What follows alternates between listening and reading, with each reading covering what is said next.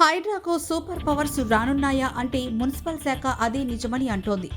కారణం ఏంటంటే జీహెచ్ఎంసీలో చాలామంది కాంట్రాక్టర్లు చెయ్యని పనులకు కూడా బిల్లులు తీసుకుంటున్నట్లు కనిపిస్తోంది. వీటన్నిటిని కట్టడి చేయడానికి హైడ్రా ఒక క్రాస్ చెక్ చేసేలా ఏర్పాటు చేస్తున్నారు.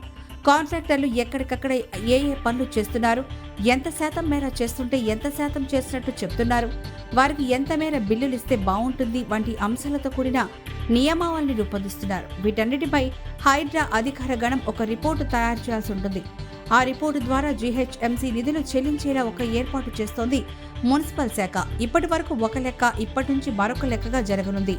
ఇకపై హైడ్రా నివేదికలు లేకుండా జీహెచ్ఎంసీ ఎలాంటి బిల్లులు చెల్లించరాదు.